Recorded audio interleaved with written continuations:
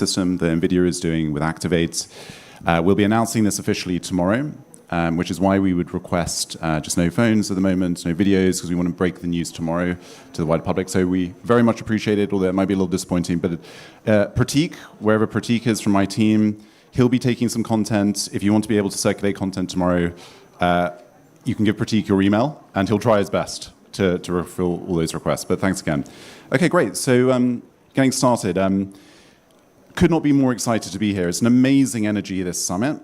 I've been fortunate enough, from NVIDIA's perspective, to be given leadership of this region alongside my other regions I lead, which is the UK and Ireland, Europe, Middle East and Africa, for our startup business Inception.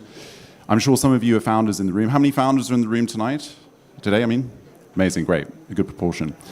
And how many technical engineers in the room as well? Great, the vast majority. That's exciting. Well, look, we want to explore now what this partnership can look like for the Indian startup ecosystem. We're really going to dive a lot deep into Activate's personal experience, amazing experience here in the ecosystem itself. And we're going to spend a little bit of time as well talking about what Inception is, our startup business from NVIDIA's perspective, and how that can really help all of you founders, all of you engineers, as well grow the next generation of AI startups in India. So maybe first... I'm allowed to take pictures. Over to you. I mean, it'd be great just to hear your story, right? It's such an exciting story. We met in Bangalore, I think it was about a month ago now, and I was completely captivated by it, right? And I just immediately saw the partnership potential. We said, let's just do this. This is great for India. You're the person for the job here to be able to actually really grow the next generation of AI startups. But maybe you just take us through your actual entrepreneurial journey, how you got to the decision to start Activate. Yeah, no, thank you so much. It's amazing to be here. So many founders, so many engineers. Great to see. This is a 200-room capacity. I think it's 300 people, but incredible. And so much energy, like you said, right, Tobias, at the summit. And so excited about why we are here and this partnership. So yeah, quickly, my name is Akrit Vaish. I built a company called Haptik for about 11 years. The first product that Haptik released in 2014 was an AI chatbot. In 2014 and 15, my number one job was to go around telling everybody in the world, including all my investors, what a chatbot is. I guess that question is settled for now after all these years. And then, when I decided to start Haptik in 2013, it was with a single purpose of how do you build incredible AI companies from India. And Haptik was really my way of trying to create that AI platform that India can be proud of. I often say that whenever the book of this company is written, the title will be a decade too early. If we would have done something about it when we had large language models, maybe the story would have been different. It was a success. We did well. I'm very proud of what we accomplished. But after we sold the business, and then I was thinking about how do I still continue down that same purpose of truly building AI in India and doing it today when the technology is just a whole different paradigm. And that's when I thought that, okay, look, let me go find out what's going on, what's missing. And I realized that, the energy and the technical talent that we have in this country is second to none. I truly believe that the next generation of AI companies in India will be built by incredibly technical founders who are, for the lack of better words, obsessed with the technology. So then I said, okay, look, how do we enable them? How do we give rise to them? And, sorry, pun intended, but how do we activate them? And that's when this idea came about that, okay, look, what if we put together this new age venture capital firm where what we do is we work with technical founders very, very early. And by very early, I mean all our investments so far have had no pitch deck, no docs, and not even a company. So the first time that we wrote, look, we want to invest in your company, the company name actually was a placeholder because we still had to incorporate the business. So work with them very, very early, spend time with them, given my operator roots, spend anywhere between 1 to 3 months working with them on the idea. We are fortunate that our investors in our fund, known as LPs, and the broader advisory community that we have consists of some of India's best founders and some of the world's best AI leaders. So we get them involved in the creation of the companies, and then, invest right at incorporation and work with them for the next 20 years to build out India's AI footprint. How exciting is that, right? So an exited founder, completely embedded in the ecosystem here. I think, is it 100 plus angel investments you've done as well? Yeah, 107, way too many. 107 angel investments. So think of all that experience, all of that network. You didn't mention some of your LPs, but I know them, some of the best LPs you can imagine globally as well as within India. And I think this focus on the early stage is so important here, right? This ability to be able to cultivate AI ecosystems from the ground up is something that we at NVIDIA have been doing for pretty much all of our corporate history, right? It's actually our original go-to-market was within the research communities. We were, Jensen likes to say he was going around selling CUDA to research labs all over the world. So literally spending time with academics, researchers in AI. And there's something magical around the fact that an AI researcher can create a $0 billion market, a completely new computing paradigm, and what that actually means for AI in general, for all of us globally, not just in India, but also just spreading throughout the world. And I think that brings me to my next question. So you mentioned this slightly, but why now, first and foremost? So why activate now? You could have maybe done this a year before, you could have done this maybe 2 years before, et cetera. And then how do you think this is going to play out? Like, what kind of generative AI companies are going to form? What is that future going to look like for India? What are the kind of focuses, AI natives, maybe model producers, et cetera? I mean, why now? Just look at this room. I mean, that's a good example, right? I think we got lesser hands. Let's ask that question again. How many AI founders or wannabe AI founders in the room? That's the right answer, right? And that is the why now of Activate. I was talking to somebody at dinner last night. The one hill I am willing to die on for the rest of my life is our technical talent, particularly on the tooling application side of the AI stack, is probably the best in the world. Probably. Second to none. I think that once you give infrastructure, which includes models and compute, hint, hint, once you give these two things to Indian founders and developers, they can do magic. I think their ability to take these things, build it at scale, build it for India or for the world, build it economically, build it with constraints is, like I said, probably second to none. So I think, in all seriousness, the why now is, you see that over the last 12 to 18 months, Tobias, both parts, many pieces of the infra are now in place. The models have gotten to a point where there's enough options available between open source, closed source. The closed models can do a lot more now that allows for faster experimentation. Costs have been dramatically reducing of inferencing. They're still not there where we would want Indian inferencing to be, but dramatically reducing. So all of these create the right, sort of set of tailwinds for us to build companies. In addition, I mean, just look at what the country is trying to do to evangelize AI. I thought the best description of this was somebody wrote on Twitter yesterday, right? Which is that how many of you struggled to get into Bharat Mandapam over the last 3 days? Everybody, right? How many of you complained about it?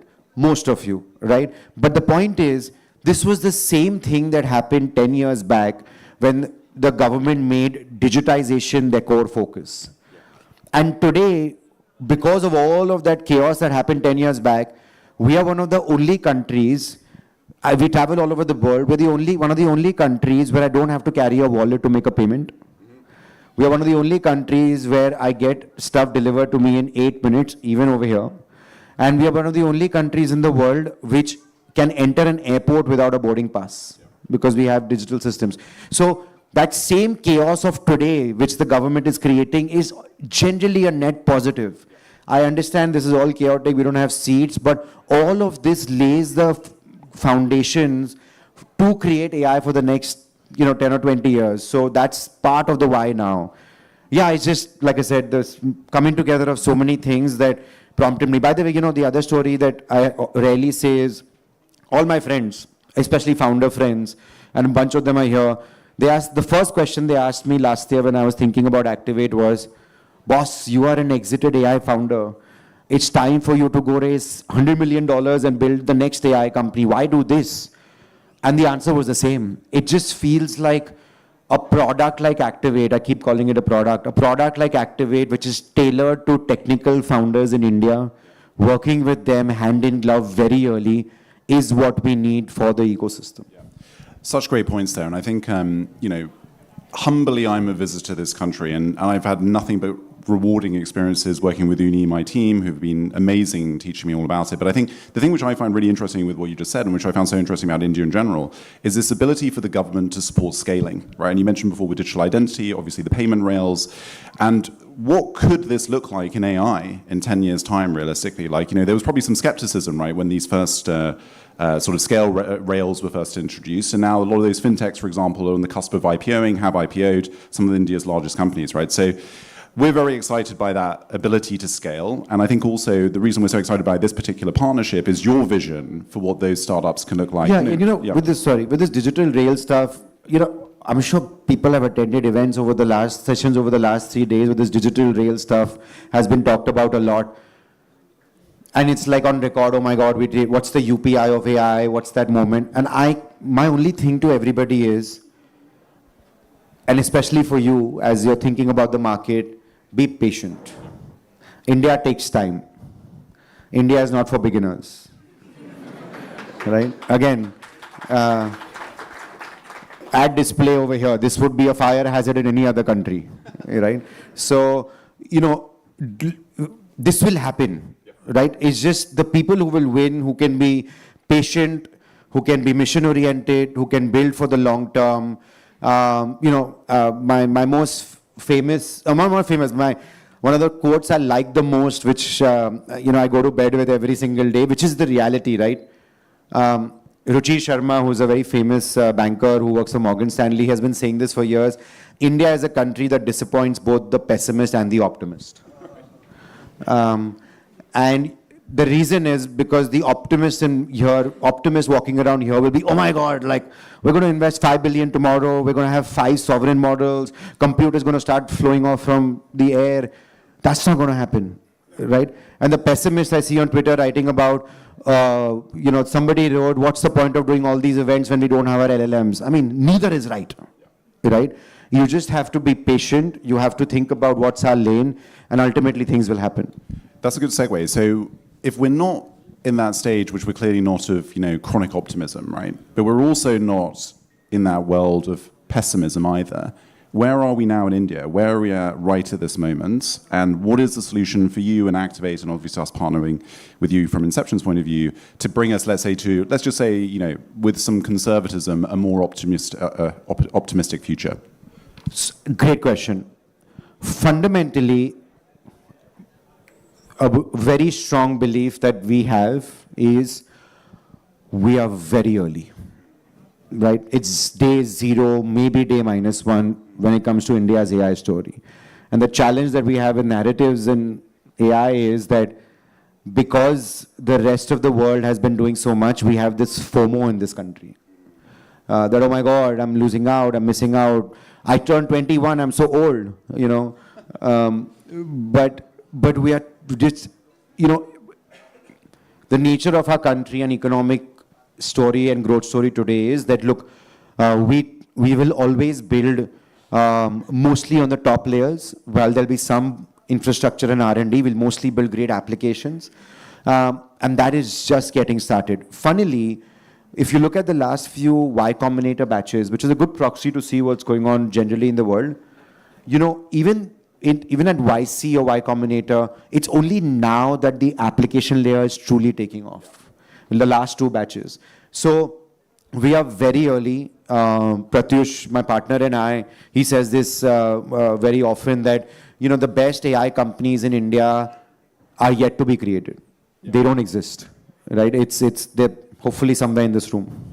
I think that's really true. And one of the things which I found so interesting about our first conversation, all that a few weeks ago in Bangalore, was your thoughts around how do we keep talent in India, right? Because obviously, and this is a similar problem we have in Europe, by the way. So this is not just an India-centric problem, but basically the top talent does typically go to the US, either to raise money or to work at an OpenAI or an Anthropic, whatever it is, right? So maybe give us your thoughts about how Activate, and then maybe I can chime in a little bit from Inception's point of view, how us together can actually create, let's say, emotion, forward thinking, won't be immediate, but thinking about a long term, because we certainly connected as well that this is a long term thing from NVIDIA's perspective as well. We're always thinking long term.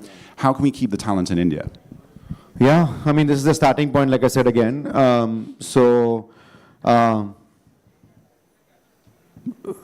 Okay, maybe we're recording it, but sure, I don't care. I mean, Trump is helping.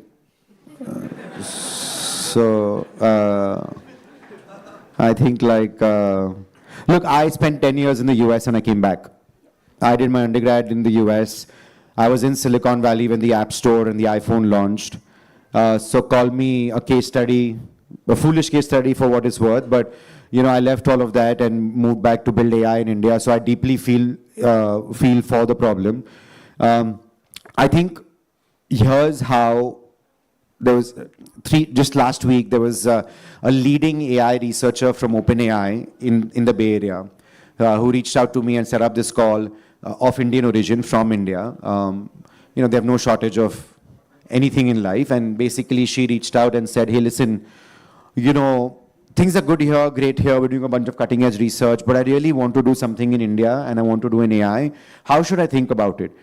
And my answer to her, which is the answer I'm going to give over here, is that, look, if as a 22-year-old, your motivation in life is to be the most financially successful with the most highest quality of life, then look, it's debatable whether this is the country to build in for the rest of your life, if that is the sole goal or the primary goal.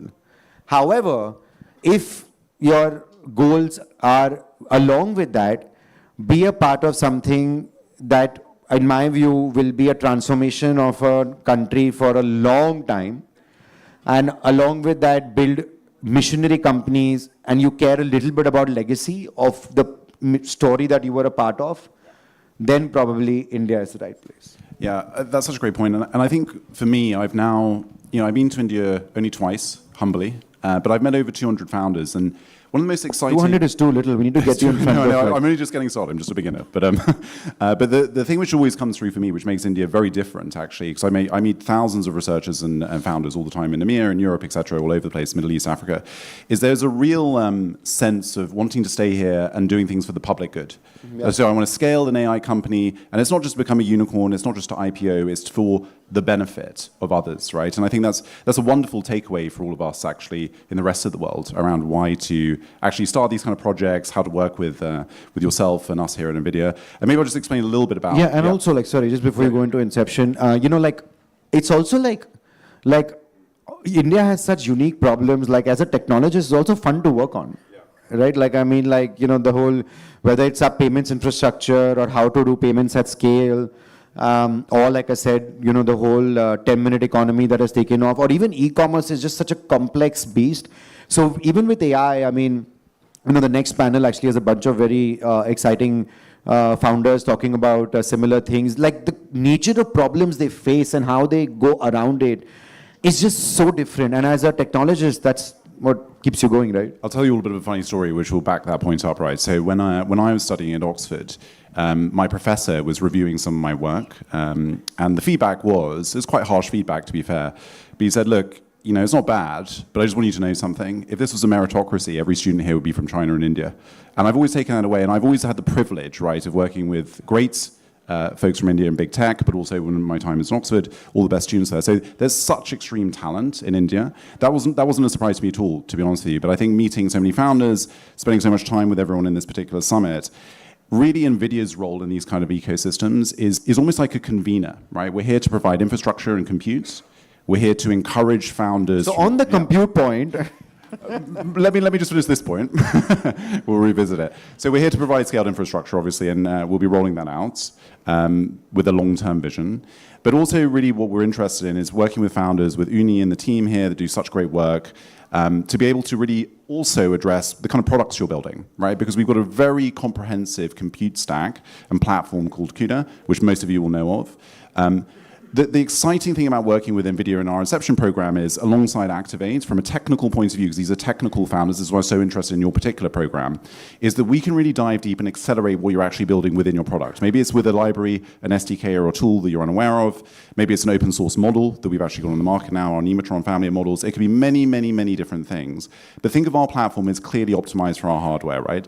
So what we want to do is really lean into the early stage founders with you in the Activate program. So let's say if you join Activate, you've got some funding, you'll also be matched with us here at NVIDIA to help you with your product development, to be able to help you also with things like what kind of model I should select if you're building a model end to end. We can work out how we can actually really optimize your inference. We can do all kinds of things, right? And for me, that's exciting because if you're thinking about it in a wider scale, you're going to do a lot of investments, you're going to support a lot of early stage founders. It's just the first year we're working together. So it'll be many, many years to come. So if you actually take all of that and you scale it out, and we're there from the from day zero with you, Inception and Activate, right? We're going to be able to build better products faster, with our stack, with our technologists, which means there's going to be better probabilistic chances of good success, right? That's what we're really excited about here at NVIDIA. And we've been doing this as well. We've got a rich history of this all over the world, as you know. Yeah, this is my plug for NVIDIA. And this is something, I think, for all that you do, this is the part of the company maybe you're a little more humble on than you should be. And I'll say this. There are at least 2 AI companies in India that I know today. Both of them very popular. You know both of them. They're all over the AI summit. They're building at the frontier of AI. Both of them, the founders, have categorically told me multiple times that the company and our products wouldn't have gotten built if it wasn't for NVIDIA support. Categorically. Like it is, and in one of their cases, I'm quoting him right directly, one of those cases, we wouldn't exist without Jensen. Was literally the line. And why I say this is that, I think people don't realize, besides, of course, this whole, GPU compute and, 5-6 trillion company, NVIDIA is fundamentally an engineering company. It's fundamentally a deeply technical company. So the moment you throw some technical problems at you, I have firsthand seen the way that everybody within NVIDIA gets excited and rallies up. And in a lot of those cases, it's amazing to see Jensen directly get involved sometimes in, doing these things. So just reiterating, which is when we met, we're super excited about this partnership where anybody who, works with us, we will try to provide this platform where we can directly engage with teams at NVIDIA, solution experts, designers, to help problem solve and build these 100%. Companies. And I think as well, the way that NVIDIA thinks about partnerships, right, and all of the, let's say all of your first cohort would also be considered partners of ours, is that all of our partners' success is quite literally NVIDIA's success. Jensen's very clear on that. We are a company with a rich history of partnering with everyone in the ecosystem. We're called the AI partners of AI partners. And we want to continue that rich tradition within this partnership, right? So we really want to be able to support the early stage ecosystem here. That there could literally be no one better, and I mean that sincerely, than yourself and what you're doing in Activate to be able to do that. And for me personally, there's a really good track history of this at NVIDIA as well. We've done this in many, many ecosystems, and it really is a common solution, right? You bring scaled compute so that actual engineers, technologists, AI researchers like all of you in the room today can actually experiment with significant compute at your fingertips as opposed to limited compute with capacity. Then you bring great solution engineers, architects, which we have on our side, plus amazing investors, folks that have done it before, can actually really tell all of you how to build a startup. And that recipe actually really grows AI ecosystems, basically. And that's what I'm most excited about coming to India. Because the solution set is the same, but we obviously lean on my team, everyone else here, like yourselves, to actually understand what are the parameters here. So we've got the solutions, we know how to do this, but you tell us what the parameters are, how do we partner with you, and then quite literally your success and the founder's success becomes our success. And we're very into making, in many kinds of use cases, whether it's applications, whether it's breakthrough research, we want to be able to support all of those use cases, robotics, physical AI, healthcare, life sciences, the list goes on. So yeah, could not be more excited for this partnership. Amazing. Should we take a couple of questions? Yes. All right, we can take maybe 2 questions. Yeah. Hey everyone, my name is Pranav. I'm a technology architect. Seeing the current evolution of AI with respect to the government sector or the private sector in India and across the globe that India will serve, how we can let NVIDIA to provide a infrastructure that is more like stringent, at the same time more reliable, that can reach to the end founder, who is not like a very go to easy person to like have the capital raised, right? So what are the programs that you want to put light upon that? Okay, that's actually great because it touches on a part of the Inception program which we should explore just briefly. I think we only, by the way, have time for one question, unfortunately, which still signals. But basically, at Inception, as well as focusing with our CUDA accelerated platform with founders on how to work with their products, with their engineers, their CTOs, etc., we also are partnered with all of the compute providers within particular landscape. So over here, it would be, as we all know, the major CSPs, but also newer providers like Yota, E2E. We provide credits for those particular compute providers as well. So not many people know that you can join Inception. You can get credits for our actual partners as well. And simultaneously, we can also help guide you, but we won't make the choice for you on which compute provider you want to choose, right? Obviously, because we're partnered with everyone, we have a good understanding of the actual landscape itself, and we can definitely give you some advice of where we think there's capacity based on your use case, but we don't make the decision. That's very much a founder-led decision. So that's another great part of Inception, I'd say. You get a good understanding of where all, how to basically fulfill those requirements you just requested. Great. Thank you so much. Thank you. Excited. Thank you, everybody.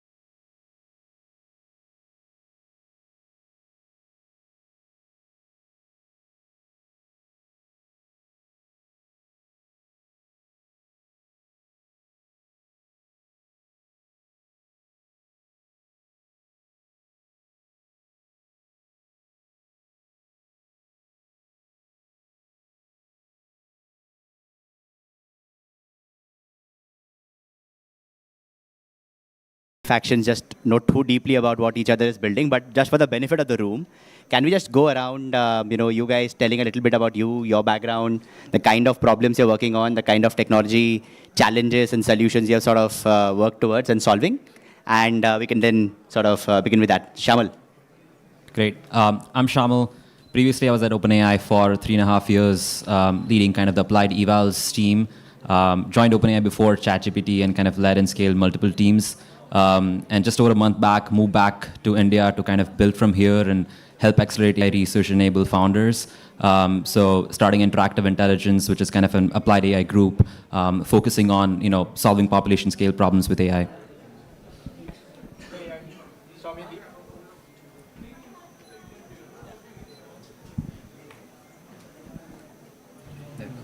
Hello, check. Yeah. Hey, I'm Swamyadeep. I'm one of the founders at Dashverse. We build microdrama and have a tooling to build, ability to build microdrama using AI. Have been early in this journey since we started pre-ChatGPT. We started when I saw Stable Diffusion's first version. That's how I got into this boat. And been a fun journey since then. Super exciting. Things drop every few days and things change every few days. How often do things break? How often do things break? Every day. I'm Pratik Desai. I'm founder of Kisan AI.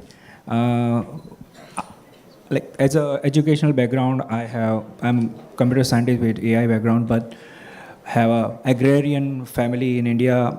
Even though I'm based in San Francisco Bay Area, I started 7 years back this company to help Indian farmers build AI models that can be directly useful for them.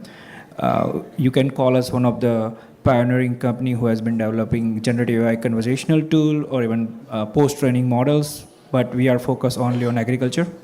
And we've been working with farmers, connecting them with their needs, and expanding and growing. Thank you. I'll probably take a very tough, controversial question at the start. There's immense energy, immense optimism, immense passion for building and solving really hardcore technology problems from India, for the world. As we discussed and we heard and reiterated multiple times, the talent in the room and in general in the conference is second to none in most places in the world. What's holding us back? Why are we not really producing really hardcore solutions to some of the most pressing problems in the world? From your vantage points as builders, what's holding us off? What's probably going to unlock us? Any lessons that you guys have learned while building from the field that you'd probably like to share with the audience? And we can start with Pratik.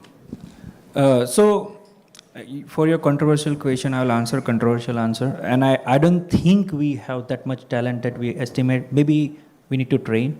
We are not there. If you are living in Valley and the Syamal has been around like the smartest people in the world, and I've been working 8 years. So we need those courses and education. We do not have something they'll like stand out in Valley or the talent that we have there.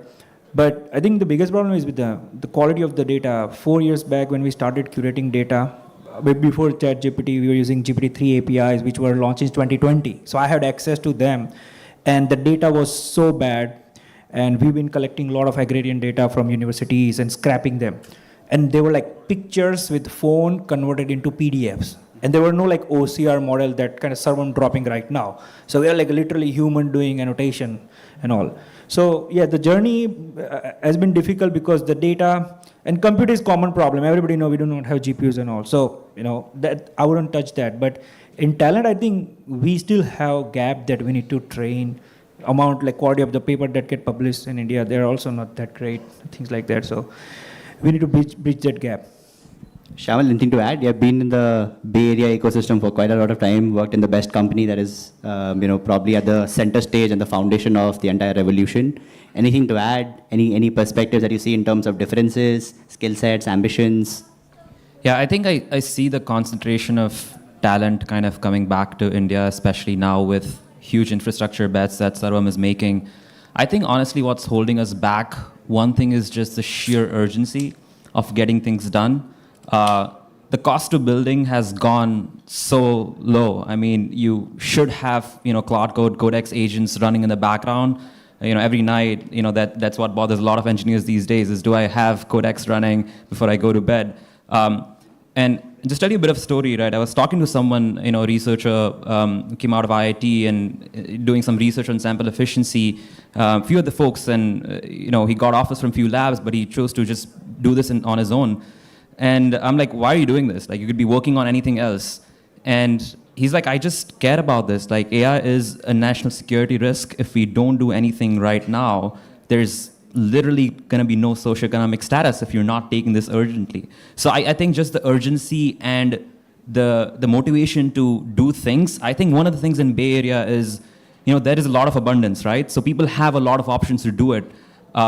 We have a population scale problem, and so it's not like we have the abundance to do it, but the median age here in the summit is like whatever 28, 30. So I mean, people can make it here and at least show that they care about this subject and being able to do this. I think just driving in with urgency and making things happen, especially with the tools you have available today, is the thing that's honestly holding us back. Swamideep, your take? Yeah, I think I'll iterate what Akrit said. We are a huge set of people, and larger the mass, the velocity is lower with the same momentum. But when we move a lot of things. So it's just a matter of time. I actually don't think about the talent as much. I do think the top 1 percentile of India matches the top 1 percentile everywhere. Maybe the median has a difference, but I think the world is pushed by the top 1 percentile. Lovely.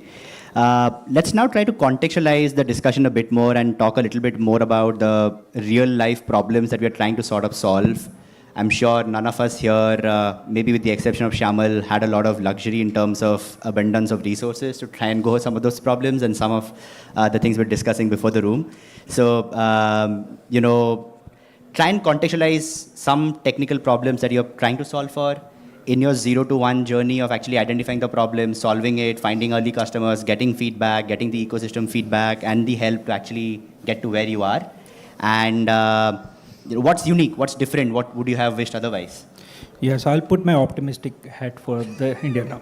So like many founder here, like, when we started, like the data and everything was really bad. But like, because we have also this culture where, as Shyamal was saying, if there is an urgency, things will happen. So when we started the first AI project for agriculture, the farmlands were not plotted at all. Like, we do not even today have everything geomapped. And my first AI model was to take satellite images and plot the land. But I do not have numbers and images, and they existed as like a JPEG file in the regular district offices, right? So by law, you can just get 1 page for your village. You don't get everything else. But then how do I actually move and connect the numbers and all? But then in India, if you're like a startup founder, you figure it out. You go to the copier outside of the office, because he is the one making copy for all the farmers, and you give them like, hey, I'll give you some lump sum amount. You give me all the villages. And that's how we actually started collecting the data. And now we were able to digitize, and it's very important, it's needed. But, like if you have, passion about solving a problem, you can make things happen. People will come help you out. We have been helped by many other folks, like, throughout our journey, including OpenAI and NVIDIA and all other folks. So they're like a jugaad you have to do. It will work. Even a compute, like, we don't have compute like OpenAI. I've been always asking around for grants to train model. We open source it, but still, like, you can go around, people will give you grants, some compute. There are many initiatives going on, and you can make things happen. We can complain about compute for SOTA models, but for smaller, many applications that can actually make difference in India, you do not read that much compute actually. Interesting. Swamideep, a slightly different flavor of the same question for you. You were one of the first few people in India to actually work on generative models when it came to images and pixel domain. You went through a cycle of actually discovering euphoria with image generation, maybe realizing that that's probably not a great business, and then eventually now moving to videos. You've always been pushing the frontier on some of those fronts, without compute, without capital, without maybe a lot of talent as well. So maybe you would probably want to share some context on what kinds of things you've faced in the journey, what's exciting, what's fun, what's probably not so fun. I think something that we have from day zero done well and has been the most interesting insight that I have over the journey is that all models or all products rather work best with a great tight feedback loop, right? And something that we as India has an insane talent around is to use the products that you build. And that is something we did from day zero of our company, where we had users of our product, of a creative product in-house, to get the feedback loop tight from day zero. And like that has helped us keep iterating so much faster, and despite not having the capital or the infrastructure to train models, we could fine tune the hell out of everything because we had data to and keep creating so much data. So that's something that insight I think has taken us this far. Let's hope it takes us further. Sorry, what was the other thing? What's probably not so fun? What's probably something that you wish? I think this constant tussle of lack of resources, of course, not fun, but I think it's part of the journey. Shyamal, I think a little bit different from your vantage point. You're very committed to helping shape the ecosystem in India. You do a lot of work with the AIRO. You do a lot of work with a bunch of us in general in the ecosystem. So what are you seeing probably holding off really smart, young, cracked engineers, researchers from sort of say really unleashing themselves? Are they choosing the same problems that their peers in the valley are choosing without the same resources, without the same nuances? Are they probably not focusing their efforts and the energy in the right direction? What are your thoughts? What are your perspectives? Yeah.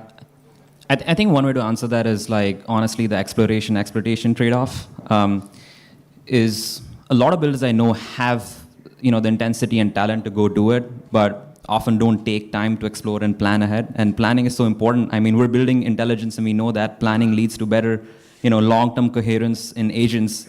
We don't do that as humans. So I think, this is one of the things that Sam actually told me in one of the meetings, and it was like, exploring and planning really, really important if you're going to do something for the next 10 years, which is going to be your life's work, and it's going to be like 1 or 2 bets you're doing. Take enough time to plan it, do many things, and then see kind of what works. And that's honestly the thing that I see that differentiates like really great builders from the ones that sometimes get held up by structures and things that don't really let them explore a lot. How much of how much of all of this could be attributed to say lack of capital, lack of, I would say, inspiration capital that gets you off the ground, but also gives you scale-up capital way ahead of your traction numbers, justifying that kind of a thing. So, how much of the struggles that we are all alluding to in the panel today can actually be attributed to lack of capital or lack of capital-centric resources? Yeah, I mean, hopefully capital you guys are solving now with with the fund. So and more, I'm hoping more of that also comes through. I think moving forward on the pre-seed seed, I think there's a lot of capital flowing in. I think the challenge is really knowing what to build, especially with very shifting consumer behavior. Because now you're building an app, and with vibe coding, you almost have this like era of personal software, right?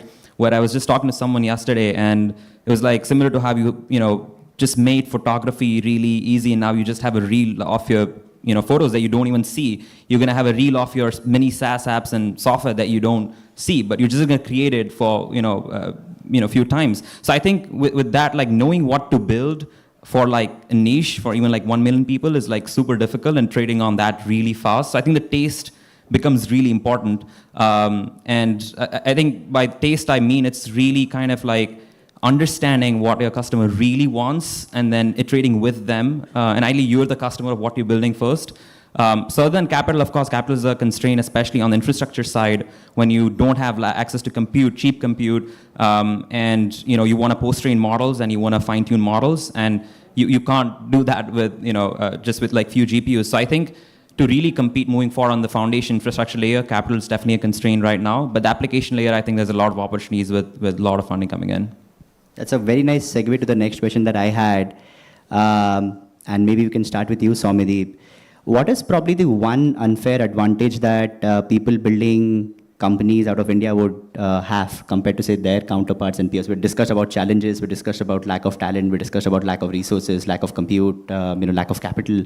But are there any advantages? I mean, Yeah, we see I many. already talked about it. It's the feedback loop that we can set up here that can be insanely better and insanely close to you that you will not. It's much harder. So we work with a lot of people in US also, and my competitors in US also, and one of the core problems they keep seeing is, so we make content using AI, we make a tool that makes content, right? So one of their core problems is that how do I get this studio to use it every day? It's hard. You have access to 10 studios and they will not use a half-baked tool every day. We, on the other hand, I can set up 10 studios within my company overnight and have them use my tool every day, and I pay them for it. So that, I think that feedback loop advantage that we have, we are not abusing it enough, and we should be doing that. Prateek? Yeah, no, that's the first one. Second thing that we have seen is the willingness to adopt to digital technology and AI. That's like, so we have also solution in US, but in India, when we launched 2023 around ChatGPT time, the conversational AI, we had within like few months 150,000 farmers basically using it, and like in the feedback sense, we had actually folks figuring out our number from different directories, calling us, giving us live, saying, hey, can you add this more data? At that time, the models were very early, like GPT-3, 3.5. So the data was very important that we have been curating. The models are better now, so they already have so many information. But the farmer actually traveling 100 kilometers when I was speaking in Bangalore from the other part of the Karnataka he came and just told me about like his tractor problem. It's like, can you add Mahindra tractors manual in your conversational tools because my worker keep breaking it, and that you will never see like in other countries or like where I come from, like in states, they will be very nice to you on the face. Over here, they will criticize you. They will to break you down. But that's good because otherwise, like you will not have actually a good product delivered if you don't get the critical feedback, basically. Perfect. I think, probably moving to the final section of the panel, any one piece of technology or trend that you're personally very excited by that you see in the adjacencies of your domains that you work with or founders you interact with, something that you would advise probably say many more founders and technologists in the room to try and think building companies around? Start with Shamal maybe? Yeah, one thing is like built for the agents. Like built for the agents, like if you're a founder, figuring out what to do, thinking about payments, think about how agents would transact. If you think about recruiting, think about how agents would like go and find the right set of people for any founder or a company. If you're thinking about like, solving the deployment challenge for enterprises, think about how agents would solve it. So putting yourself in like an agent first, like AI first point of view, and building for the agents is kind of the biggest thing you could be doing right now, because again, step one is you understand the customers really well, but when the customers are the agents, I think it becomes a whole different game. I think something that I'm super excited being in creative is world models, like being able to control generative 3D worlds on the fly. That's super exciting, and that opens up so much more creativity that I don't think we can even any of us can imagine today. So super excited by that. I think if you guys want to note it down, but this is going to be really important. Next month, you will start hearing about, it's going to be recursive self-improving agents. This is happening. You're going to see it and how they're going to transform everything around you in terms of automation. If you're not ready, it's going to be like 100 kilometers per hour bus going to hit you. So keep noting down, keep searching, whatever you can find, learn, implement, be familiar with this thing. Yeah, I think to add to that, like, it's a very good segue to like, how you should calibrate AI progress. I think there's like two axes that, I really like to look at AI progress. One is a time horizon, right? So who's seen kind of the METR curve of, AI doing increasingly, challenging tasks and doubling amount of time like every 7 months or so. I think the time horizon of where agents can do tasks successfully, at least at 50% or more, is one axis, and two is things that are verifiable versus non-verifiable. To Prateek's point, I think thinking about where AI is doing things that are not really verifiable, things like creative writing or like taste or direction or something like that, versus things that are very verifiable like math and code, etc. So I think, again, I think the compute will shift more towards things that are non-verifiable, because again, that's really important for humans. And again, that's something where humans have an edge. And again, that's where like things like compliance and legal and all that really come in. So just to add to that, I think that's like two axes where I look at like, progress and kind of just getting up for that, what's next. Such great points. I probably had one more question for all of us, but in the interest of time, we'll maybe open up the floor for some audience questions. Happy to. Okay. We can start with you, ma'am. Hi, my name is Vidushi. Shaman, I had a question with you. You said that planning is very important, right? Like before doing anything. But for young entrepreneurs like us, we are often told that don't plan, just do it, just don't think about it, just do it, just get in the zone, just get in the battlefield and take the war. So thoughts on that? Like planning is important or doing is important. How do we balance that? Yeah, I think it really depends on what stage you are at. Like if you're just getting out of college or thinking about what to do next, unless you're like really sure that, hey, I want to go solve like this post-AGI problem, I want to go solve AGI. Like if you're very clear and if you have super clarity, then fine, just go do things. If you're a bit unclear and if you're like super early in kind of your stage of thinking, then planning is super important, because that also, if you have a co-founder potentially, if you're looking to work with them, I think that process gives you a chance to actually understand what your team really wants and how they're thinking through things, and then you can just go kind of do execute. So I think it really depends on the stage at where you are. Yeah. Okay, great, thanks. Just a follow-up question. Any tips for that? Any tips for planning? I think one best thing is like, I think writing is very important, right? I've seen a lot of builders and founders spend a lot of time writing. It brings you a very insane amount of clarity into your thoughts. So even Greg Brockman, right? If you heard one of his podcasts, he said that he keeps like a journal of thoughts, almost like his chain of thought that he keeps like writing in a journal about decisions. And I think that just gives you an insane amount of clarity. And so writing is, again, like a great tool for planning. We can start with somebody at the back. The gentleman in the green shirt, maybe.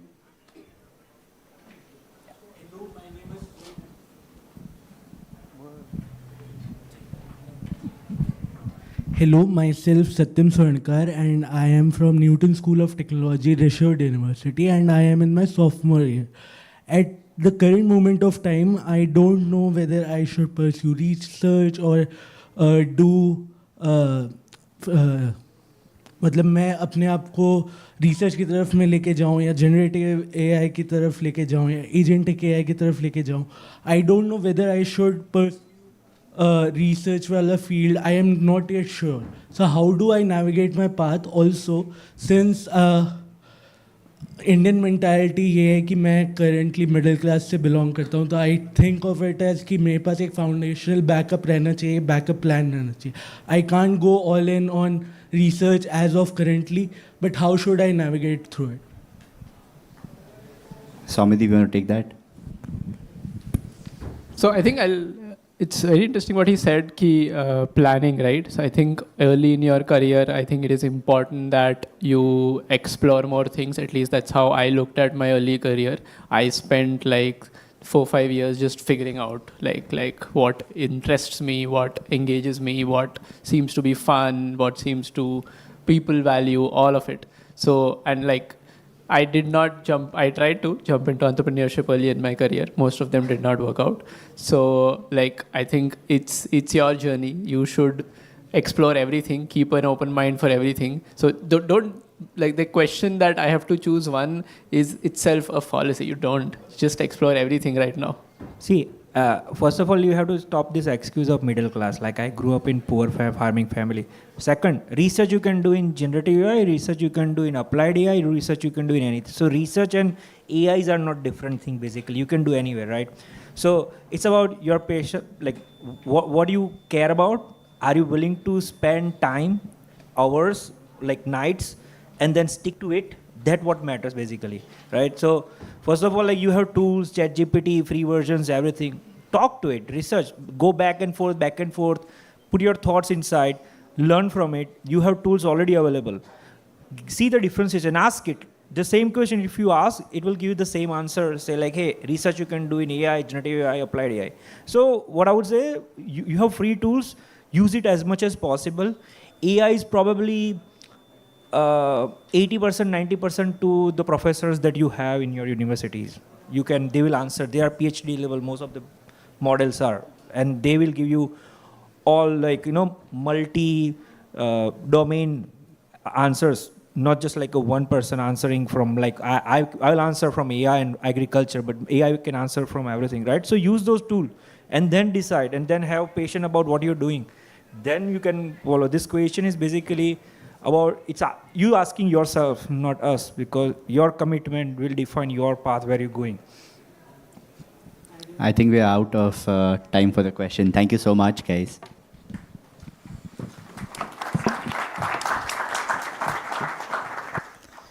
I would request our panelists to collect our mementos from AI Summit.